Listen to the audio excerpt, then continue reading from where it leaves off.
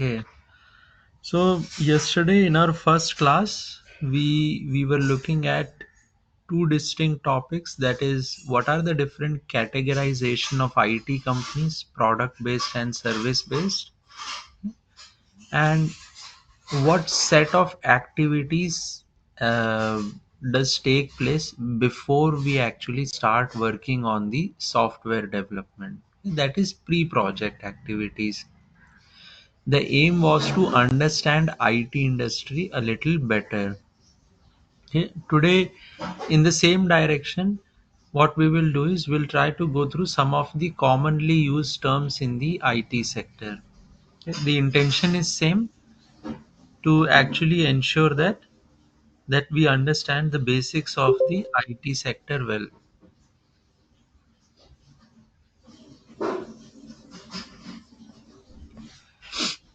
Now, once we have the basic understanding, okay, the intention is that with this basic understanding, we'll understand the sector even further. Okay. So, the first term that we will be talking about is statement of work, or what is abbreviated as SOW. Now, we did cover this, not this term, but this concept yesterday as well. So if you remember, at the end of the pre-project activity, what we said is, once the client has shortlisted the IT company, they will sign a contract with the IT company. Okay, that contract is nothing but a legal form of agreement between the two. Okay? So SOW is the technical name for that agreement. Okay? SOW, or statement of work, is the legal agreement between your customer or client, okay, and IT organization. It's the legal agreement which describes what type of work needs to be performed, okay, how the work needs to be performed, how the data will be saved, okay, what is the notice period in case if someone wants to break that contract, what will be the legal consequences if the contract is not followed. Okay. So basically, it's that legal agreement between client and the IT organization or the IT company, that is termed as SOW, or statement of work. Okay. Now you may not get to see an SOW in real time. Yeah. But what will happen is, you will often come across this term many times in your journey as BA, where if there is any doubt or question, people will be questioning, like, as per SOW, we are not liable to save data on desktop. Like, I'll give you one common example. So US health insurance, like now I'm working in currently I'm working in a US health insurance sector project. So for US health insurance sector project, there is a mandate, okay, that nobody should be able to save data. Nobody should be able to save data outside of US. Okay. If you want to download data onto your laptop, you must be a resident of US only. Okay. So because of this restriction, okay, the same is put down in SOW also. So since I am working from India, so a lot many times we are not able to access the data because we can potentially download it to our laptops in India, okay, which will be a violation of the rule. So many times we have been given dedicated remote desktops.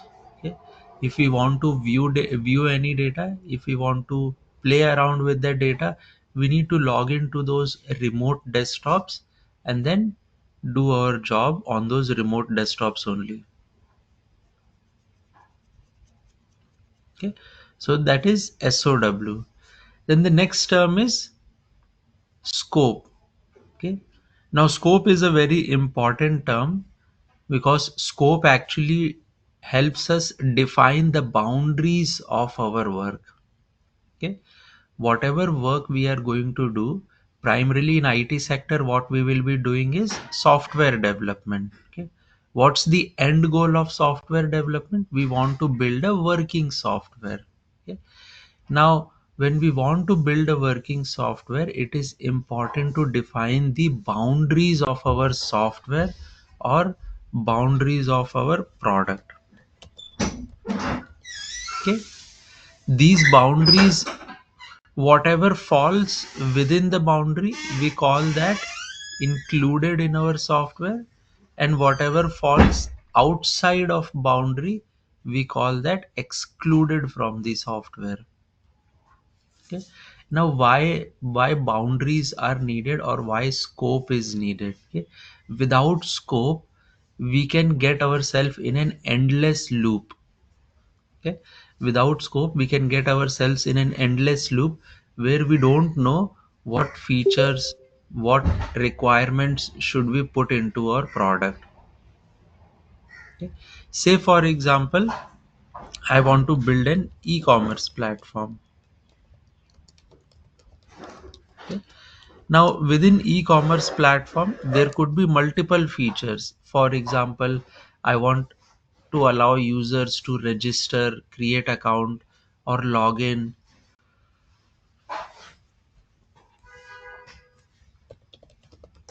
then search items on my e-commerce platform.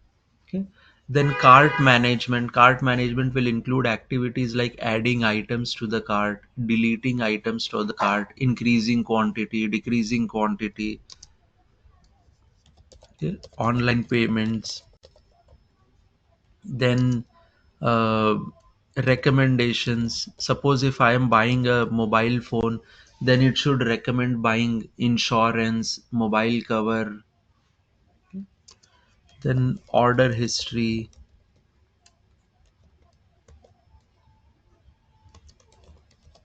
customer support. Okay, then let's say this is a regular text search, then people can also look for image search as well.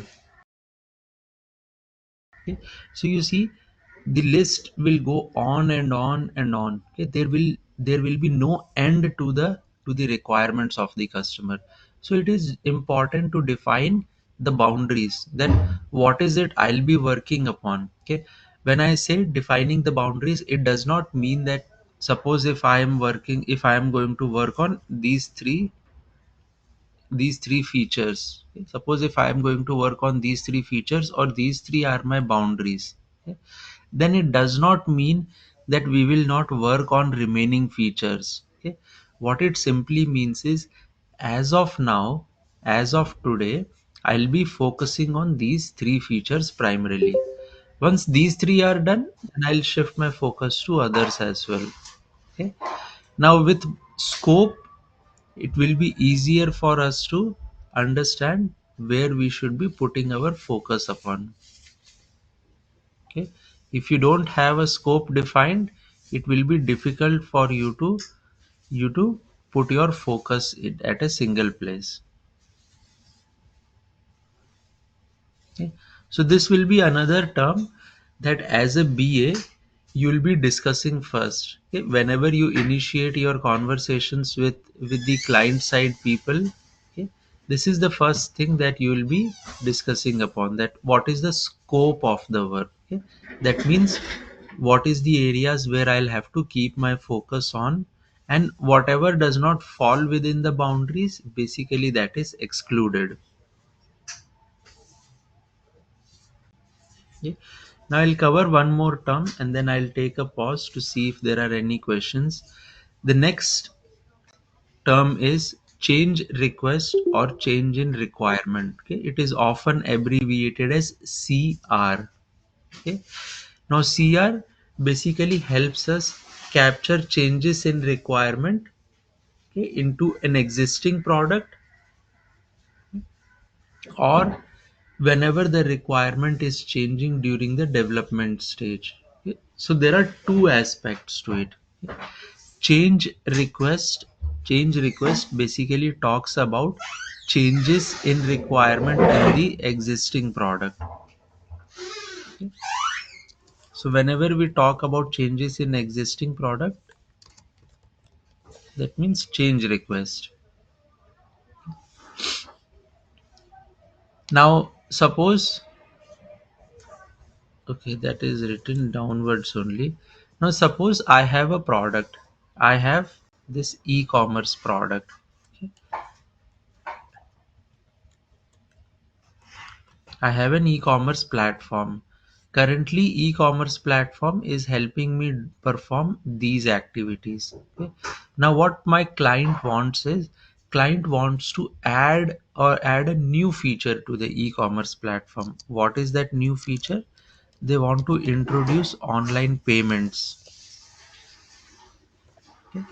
So the client wants some change in the existing software or in the existing product. Okay? Like I said yesterday, product, software, applications, they are synonyms. Okay? They can be used interchangeably. So suppose if client wants to introduce a new feature or wants to make some changes in the existing software by adding a new feature called online payments. Okay? Then what this process will be called? This will be termed as change request. Now usually every IT company or every client will have a software for this change request. Okay, where they will go and create the CR, or where they will open up the software and create a new request. Okay, why are they doing this? So that we can formally keep a track of it. Suppose client wants some changes, what they will do, what they can do, they can send us an email. Okay? But what will happen is, suppose they sent an email to me. I am the BA and they sent an email to me. Suppose tomorrow I resign and I leave this organization and join somewhere else. A new person comes and replaces me. Okay? Now because they sent the email to me about what changes they need in the product, so what will happen, the new BA will not have access to this. Okay, because the email was sent to me, so the new BA will not even know what changes were there. So in order to better streamline the process, generally what will happen is, everyone will create a the client will create a change request in a software. Okay, so that if I have to see what changes are needed by the client, I will also log into the software and enter the CR number.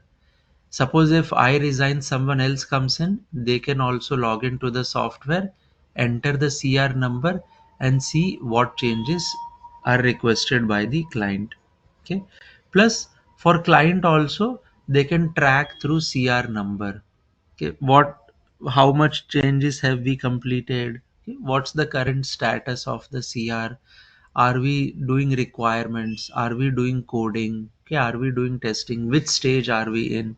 So using the CR number, for client, they will be able to raise request and track the status of request.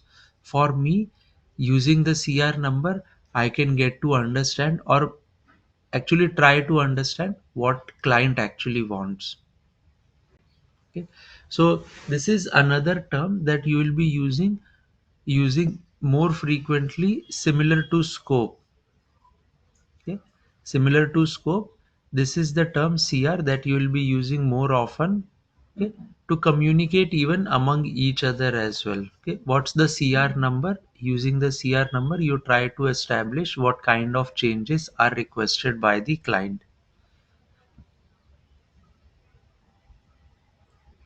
Okay, now a small deviation to CR change request could be change in requirement also.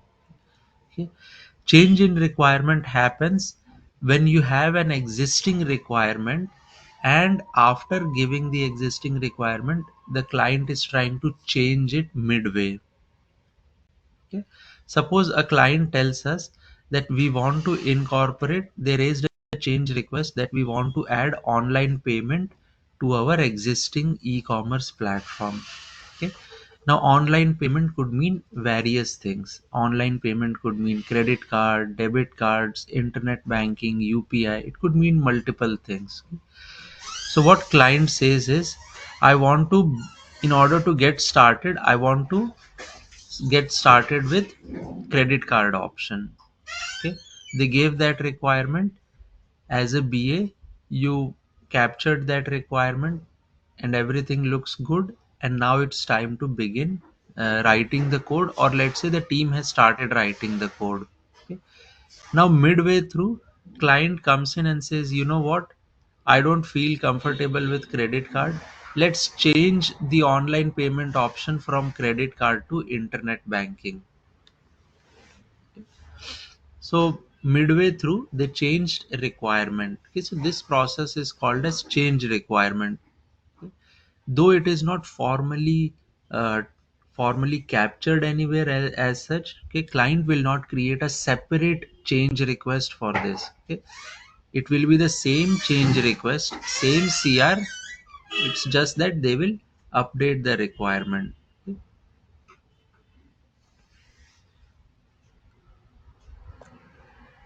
Now, like I said, I'll take a pause over here, see if there are any questions with respect to the three terms that we covered so far.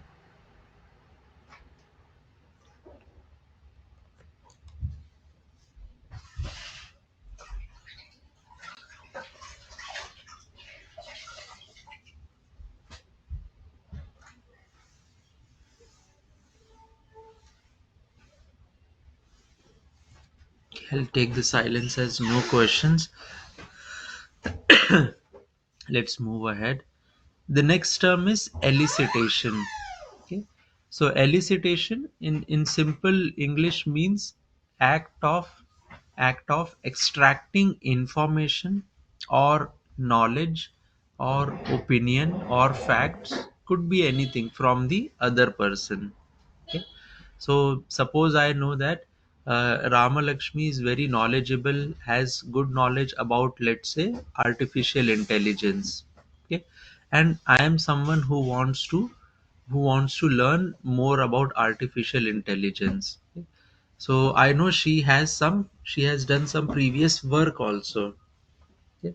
So what I'll do is I'll try to extract the information or her opinion or facts, whatever she knows, okay, about artificial intelligence. Okay. So that is called as elicitation. Okay.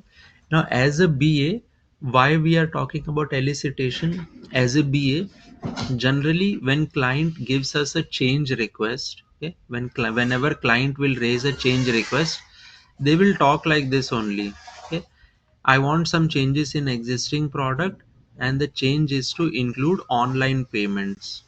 Okay. Now, for me, including online payments alone doesn't make sense. Okay.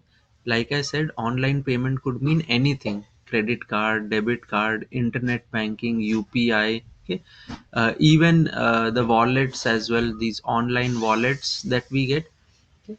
So it could mean anything. So what do you mean by online payment? Do you mean all these different payment methods, or do you mean something specific? Okay. If something specific, then what is that something specific? Okay. Similarly, do you want to keep any default payment method? Then what will happen, what should happen if the payment is successful? If payment is successful, then what should we do? In case if payment fails, then what should we do? Okay. So there are some questions that we have to understand better in order to capture our requirements better. Okay. Now, why are we asking these questions? The questions are intended at this the questions are intended at drawing out emotions, fact, opinion, information, knowledge from the client. Okay. Why I am asking question like what should happen if payment is successful? What should happen if payment fails? Okay. Do we want to keep something as a default payment method? Okay. The idea is that through all these questions, I will be able to gather more information or knowledge from the client. Okay. This is called requirement elicitation. Okay. We will discuss in detail about requirement elicitation in upcoming classes, but for now, it is important to understand what is only meant by the term elicitation. Okay. How we do the elicitation, what are the different techniques that we use for elicitation, that we will cover in the upcoming classes for requirement elicitation topic. Okay. But right now when we get the basic instruction, it is more it's at very high level. Okay. A high level instruction cannot help us achieve our task. So what we want is we want more detailed instruction and not high level feature. Okay. In order to create those detailed instruction, we take help of elicitation techniques. Okay. So next is business rule. Okay. So business rule will basically talk about policies, procedures, guidelines which actually describe how a business operation should be performed. Okay. So in general what happens is, suppose if I create a rule that everyone in my office will have to wear a formal dress. Okay. So what happens is, it doesn't matter what type of work you do. Okay. It doesn't matter what type of work you do. If you are coming to office, you have to come in formal wears. Okay. So what is that? We have created a rule that everyone will have to follow. Okay. Similarly, in IT industry as well, when we build a software, okay, when we build a software, there are certain rules around usage of that software. Okay. These are generally described as business rules. Okay. Business rules will help us establish how the software can be utilized. Okay. So let me give you an example of it. Suppose in the e-commerce platform, suppose I'm giving my users an opportunity to log in using mobile number. Okay. Now, in general, when I say mobile number, we all understand few things in our mind directly. What is those few things? That mobile number will be numerical. Okay. Mobile number will have only numbers 1 2 3 4 5 6 7 8 9 0. Okay. It will only have numbers. It will not have any alphabets in it. Okay. Plus, as of now, mobile numbers in India are 10 digits. Okay. When I talk about mobile numbers being used by the end public like us. Okay. For us, mobile numbers will be 10 digits only. So it cannot be less than 10 digit, it cannot be more than 10 digit. It has to be exactly 10 digits. Okay. So now this is a general rule. If I apply this rule, and if suppose a user who is trying to log into e-commerce platform, suppose if they enter mobile number like this. Okay. Immediately I can figure out. Okay. I can figure out systematically that this is an invalid mobile number. Okay. Why this is an invalid mobile number? Because I said mobile number has to be 10 digits. This is only 7 digits. Okay. Similarly, suppose if someone tries to enter data like this is also invalid. Why? Mobile number has to be numerical. Okay. It cannot be alphabets. If someone enters a data like this,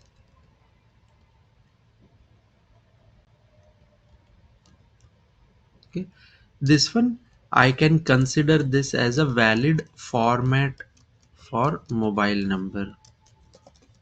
Why? Because this particular format adheres to my business rule. What was the rule? Mobile number should be numeric and mobile number should be 10 digits.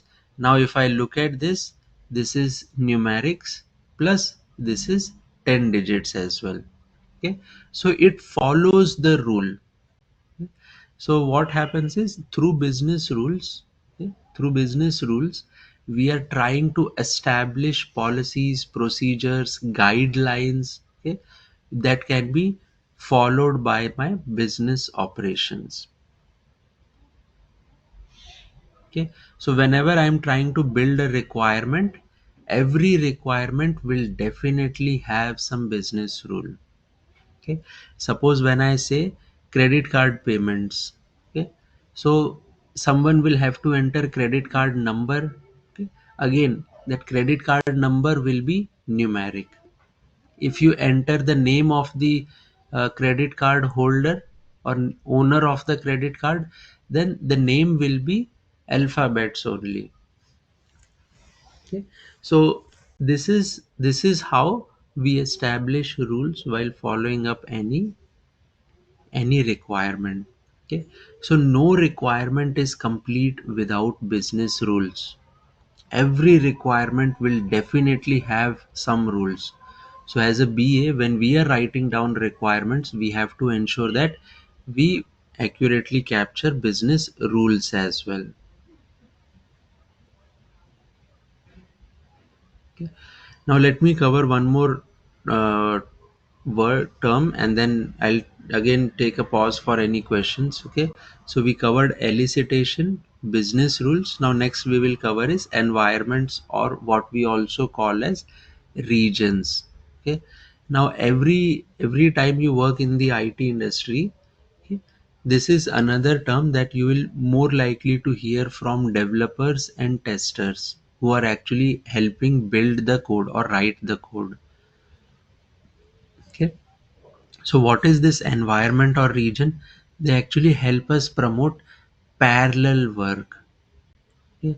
Why we need this parallel work? Why we need environment and regions? Suppose I have created a software. Let's take WhatsApp for example. Okay. There are billions of users who are using WhatsApp every day. Now suppose if Meta, who is the parent of WhatsApp, suppose if Meta company decides they want some changes in WhatsApp. Okay. And what is that change? They want to allow WhatsApp to be able to search using image. Okay, right now you can search for only text in your chats. Okay, now let's say they are trying to come up with a new feature through which you can describe an image, and based on what you are describing, okay, it will try to find which chat has that matching description. Now suppose if those changes, if they directly try to do while we users are using WhatsApp, okay, it may lead to unstable products. Okay, it may lead to downtimes. It may lead to we as users not being able to use WhatsApp as per our requirements. Okay, so what will happen is our experience will be impacted. We will not be happy, and plus we will raise lot of complaints also. So what normally companies do is they have a parallel environment. Okay, so they will create multiple environments like development environment, QA environment, UAT environment, pre-production environment, and production environment. Okay, production environment is the final environment where we want to put our code. Okay, where we want to put our software. And production environment is the environment where we users, people like you and me, are actually using a software. Okay, we don't have access to a company's development, QA, UAT, or pre-production environments. Okay, we are using a software in production environment. So what companies have done is, my they will create a development environment where the internal people, they can write code, make changes to the software. Okay, once the coding is complete, then they move the updated code to QA environment. Okay, QA environment is where testing can take place. Once testing is done, then the updated code is moved to UAT environment, or user acceptance testing environment. This is where the client will actually do the testing now. Okay, once everyone is happy that the new code changes are working as designed, as expected, then this is moved to production environment. Okay, once the changes are moved to production environment, then the end users, people like you and me, will start seeing the new changes. Okay, so for us, how we see the changes, we go to Play Store and update our app. Okay, the moment we update our app, basically it is taking taking information from pre-production and applying it to our mobiles. Now when we are not directly touching software in production environment, okay, we are allowing users to use the software however they want, whenever they want. Now what happens with this is, suppose I'm trying to make some changes in the development environment and the software is not working as expected. Okay, I know that there will be no disruption to users because I'm making changes in the development environment. So problem is only in development environment and not in production environment. Okay. So that is why I have put the term minimum disruption. Okay. So when I am allowing multiple environments to be present, okay, I'm causing minimum disruption to the end users, okay, so that they can be effectively doing their work. Yeah. So that's the purpose of environment or region. More often you will hear developers saying that my code is still in development environment, or testers complaining like the developer has not moved the code to QA environment or QA region, so I cannot start the testing. So you should understand what these environments are and why we use them in first place.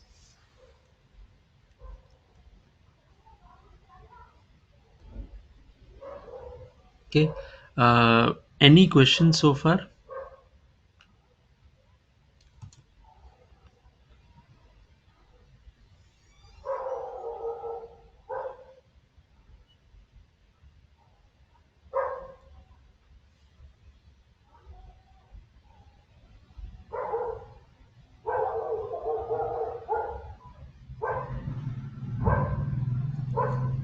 Okay, nice. I'll take the silence as no questions. So next is estimations. Okay. Estimation is what? Basically trying to assess how much effort it will take to complete a work. Okay. Usually the estimation is done in hours. Okay. Estimation is basically trying to identify how much effort it will take to complete a work.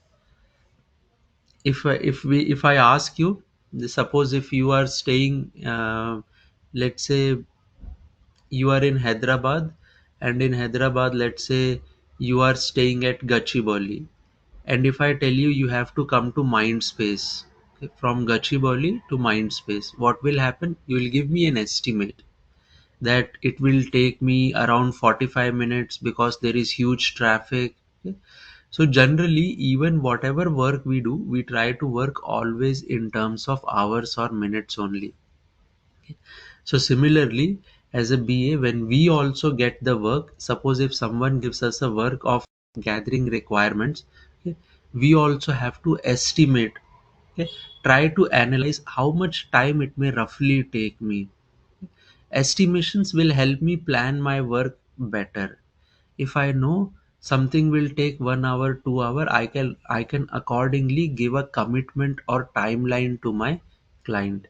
If client is giving me some work, and if I analyze that work and see that it will take me 5 days, I can tell my client that today is Tuesday, it will take me approximately 5 to 6 days.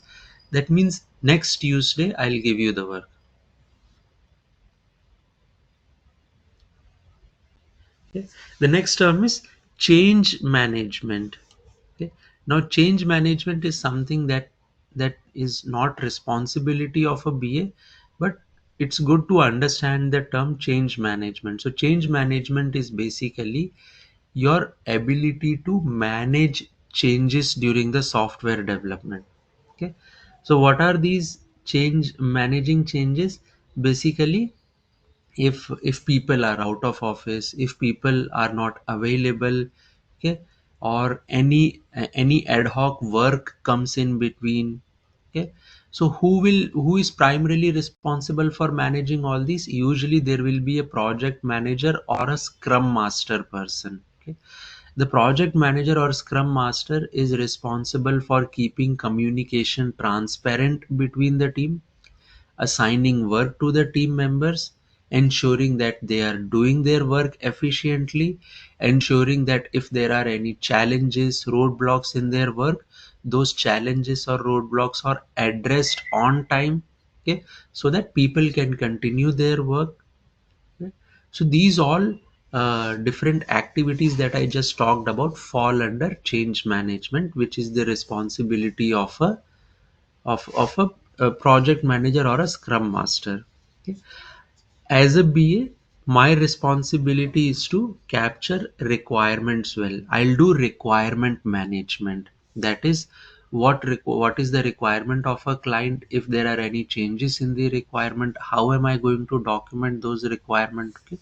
So that will fall under my area. Now next is stakeholders. So far we have used the word client multiple times. Okay. Now technically, as a BA, we don't use the word client. Okay?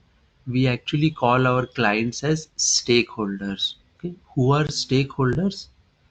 Basically, stakeholders refer to the participants who are sponsoring the work, okay, who are giving us the work, okay, who are communicating the requirements to us. Okay, they are our stakeholders. Again, in upcoming classes, we will see different categories of stakeholder. This will help us further uh, get a good grip on the term stakeholder. But as of now, understand that stakeholder could be any person or participant who is actually owning the business idea, who is giving us the work. Okay. Now, similar to stakeholders, we have another category of people called SME. Okay. SME stand for subject matter expert. Okay. These are the people who are experts or who have wonderful knowledge in a given area. Okay. So they will help us communicate with respect to whatever changes are needed. Okay. Suppose I want to build an online payment. In the above side, we were looking at online payment example. Okay. So I will definitely have one or two SMEs in the online payment area that can help me establish what are the different things that can go wrong or how the online payment should happen. Okay. So SMEs are basically referred to set of people who have great knowledge, who have expertise in a given area or in a given subject. Okay. They are the ones with whom you will be closely working to get your requirements. Okay. Obviously, what I said is we will use elicitation to gather requirement. Okay. In elicitation, what we are doing, we are extracting emotion, facts, information, knowledge from the other person. Okay. So when I am extracting information from the other person should have that information or should have that knowledge. Then only they can share that knowledge. Okay. And generally SMEs are the one who will have that knowledge. Okay. Now, consultants are similar to SMEs. The only difference being you can say that SME is more like a permanent employee. Consultants are more like a contractor, a temporary employee. Suppose I'm trying to let's say move from in-house storage to cloud storage. Right now, I have a server and I am storing all my data into my own server. Okay. Now I want to move from my own server to cloud. Okay. I know it's a one-time activity. I know it may take me sometimes 6 months, 7 months, 1 year, but this is not an activity I'll do every year. Okay. Maybe I'll do it once only. So I can hire a consultant who is a contractor, temporary employee, rather than a full-time employee, so that I can pay the contractor for 1 year. Once the work is done, I can tell the contractor that boss, you can go now. So when you are hiring someone for temporary basis, okay, you are most likely going to hire them as consultants, okay, who will guide you with the necessary steps in the project. Next is technical architects. Okay. So technical architects are the people who will consume your requirement. Okay, as a BA, we are writing requirements. Okay, so technical architects will take in those requirements and create a design against those requirements. See, understand, in IT industry, we don't directly jump into coding from the requirements. Okay, if you directly jump into coding from requirement, you will definitely land in trouble sometime. So what we do is, in between we have design step. Okay, and technical architects are responsible for creating the design. Okay, this is very similar to constructing a house. Say you have a land, on that land you want to construct a house. Okay, what will you do? You will not directly call laborers and tell them to start constructing. First you will call an architect. Okay, that architect will take your requirements. Okay, how you want the house to be. Okay, how much open space you want. Do you want parking or not? Do you want garden or not? Because you have a land. So the architect will try to understand your requirements. Okay, once the architect has understood the requirement, architect will create a design or a blueprint. Okay, and the architect will share the design or blueprint with you to ensure that it fulfills your requirement. Okay. Using that design or blueprint, then we will call laborers, workers who will start the construction as per the design. Okay, the same concept applies in IT as well. As a BA, I will take in the requirement. Once I take in the requirement, I'll connect with architects. Okay, if it is a big work, if it is a complex work, I will connect with architect. Okay, I'll connect with architect, I'll share the requirements with them, and they will create the design. Okay, once they create the design, like I said, BA to create requirement document, architects to create design document. Okay?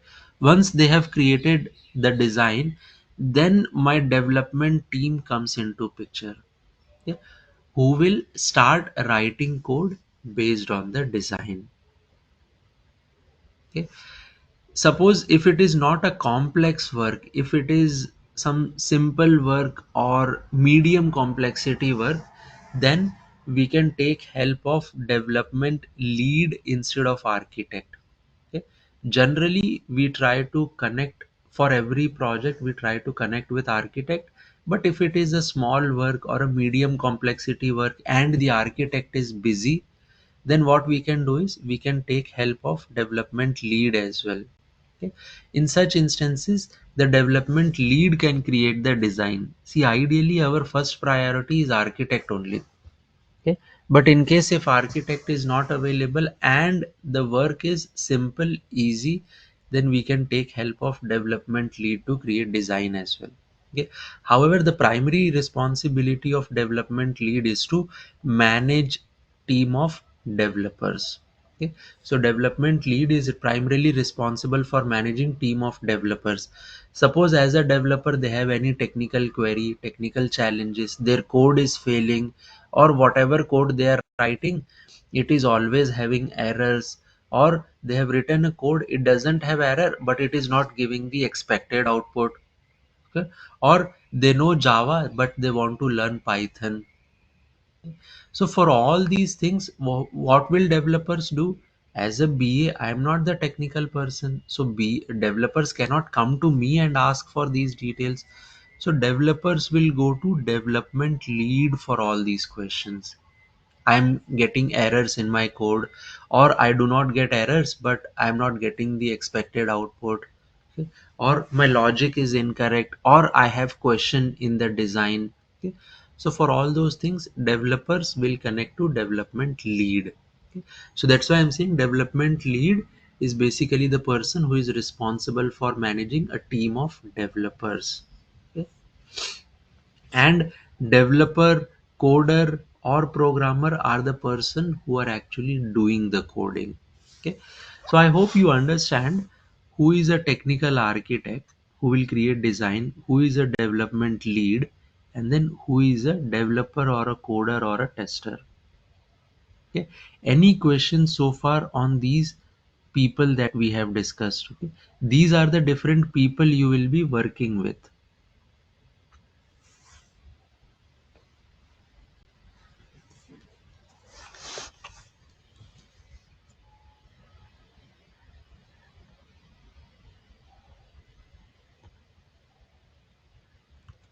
Okay, I'll take the silence as no question and let's move ahead. So the next is similar to development lead. Similar to development lead, we have test lead. Okay? Test lead, or who can also be called as QA lead.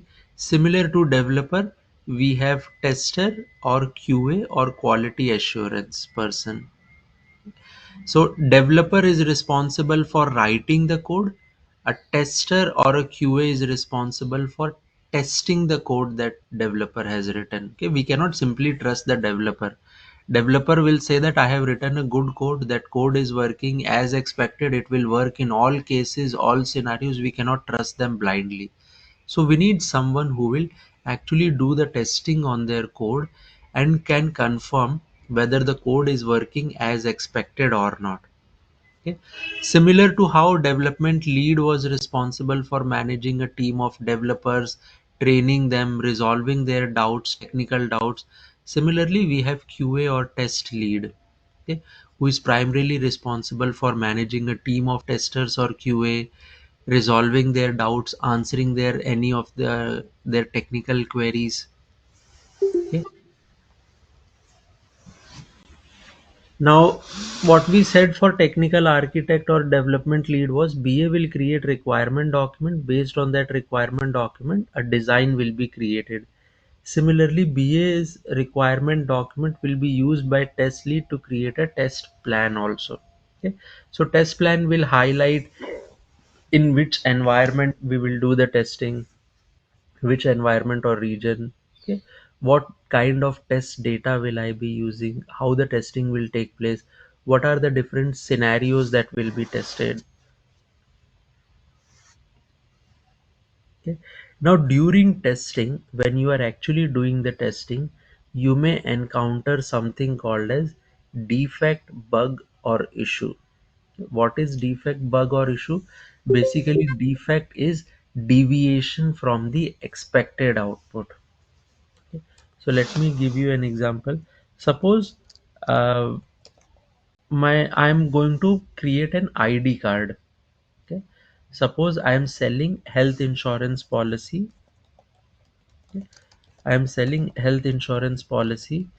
At the end of health insurance policy, once I have enrolled a member into health insurance policy, I will give them ID card. They can take the ID card, show it at the hospital, and then hospital will give them free treatment. Okay. So I have to print ID card. Now suppose in ID card I have to print first name, middle name, and last name. Okay. In ID card, I'm just printing first name, middle name, last name. Now suppose I have a data. Take for example my data. My first name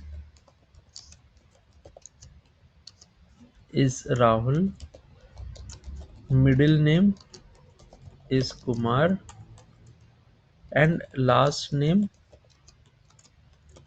is Dubey. Okay. So what I will expect is, in this case, my expected output. Okay. I know the format in which ID card should print the data. I know the input data. So I can create an expected output. Okay. Expected output is before running the code. Okay. So expected output will be what? Rahul Kumar Dubey. Okay.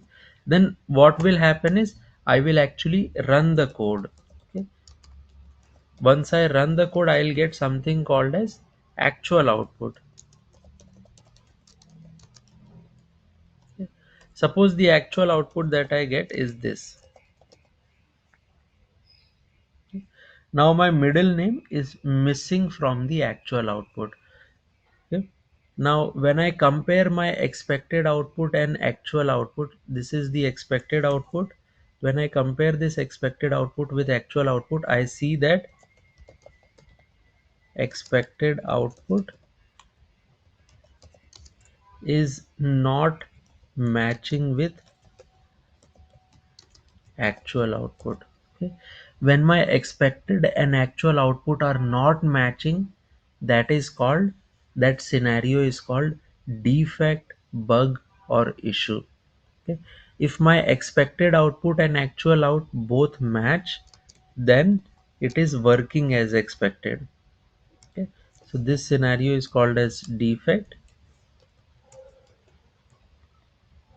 When my expected output and actual output are same, this means working as designed.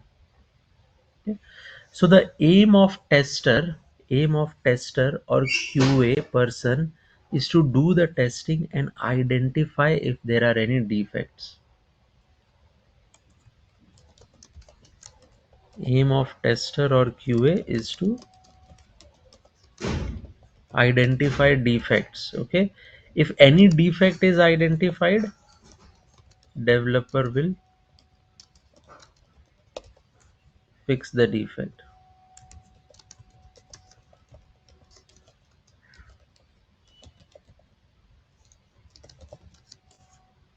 Okay. As a tester, why are they doing testing? They are doing testing to ensure that there are no defects. Okay. Whatever our expectation is, the actual output is same as expected output. See, we do this in our day to day life. Okay. See, when I am opening up a WhatsApp and I am trying to send message, before sending message itself, my expectation is that message should be sent to the recipient. Okay. Suppose I typed a message and the message was not sent. Okay. Then what will happen? Immediately I'll first check, is my internet working? Okay. Maybe internet is down, that's why the message is not getting sent. Okay. If I see that internet is up and everything is there is no problem, then why is the message not getting sent? Maybe I'll try to restart my device. See, what I am encountering is a defect. Okay. My expectation is whenever I type a message and click on send button in WhatsApp, it should be sent. If it is not sent, that means if my expectation is not getting met, that means there is some problem, some issue, some defect, some bug. So what I'll do is I'll first check my internet connection. If internet connection is working, then maybe I'll restart my mobile. Okay. Usually after restart, the message will be sent. Okay. If I see only single tick, that means the recipient's internet is not working. That's why it is only single tick. If I see double tick, that means recipient's internet is all working and message has been delivered. Okay. So now the process is working as expected. That is the intention of QA, quality assurance team or testing team, to test the software to identify any anomalies, defects. Okay. If they identify any anomaly or defect, they will let the developer know, okay, so that developer can fix those defects. Okay.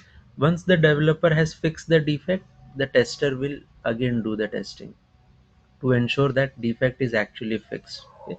So this step, okay, of identifying defects and fixing defects is actually ensuring quality in our products, quality in our software. Okay. Now these are the terms that you should be aware of. Okay. uh, I'll be uploading these notes as well in Google Classroom. Go through these terms. Okay. uh, Try to understand the meaning. If you have any questions, you can ask even in tomorrow's class as well. Okay. The expectation is, why are we going through these terms? The expectation is, starting tomorrow we will be talking in these terms only. Okay. The difference between a BA and a regular person is usage of terms. Okay. See, when you appear for interviews, how an interviewer will identify whether you are a BA or not. Okay. They may not be able to assess through experience, but through usage of terms. Okay. Generally, a BA will try to use some of the technical terms in their language, in their answers, whereas a non-BA person would try to use simple terms. Okay? What we want to do is we want to give the other person an impression that I am the BA. Okay? And the best way to give that impression is using appropriate terms. Okay, the knowledge part we will build in upcoming classes, but ensure that if I say someone as a BA I gather requirements, it doesn't give a good impression. Now if I tell someone as a BA I identify appropriate elicitation techniques to gather more information which can be translated into requirement, now that seems like a more proper response. When I use the term elicitation requirements in my answer, the other person thinks that okay, this is he or she is actually a BA. If I simply say I'll gather requirement as a BA, they think you may be BA, you may not be a BA. Okay? So that's the importance of these technical terms. Okay? So like I said, starting tomorrow, we will be putting lot of focus on using these technical terms. Okay, so go through them. If you have any questions, okay, you can ask tomorrow as well. Okay. So thank you guys. We'll connect tomorrow at the same time again.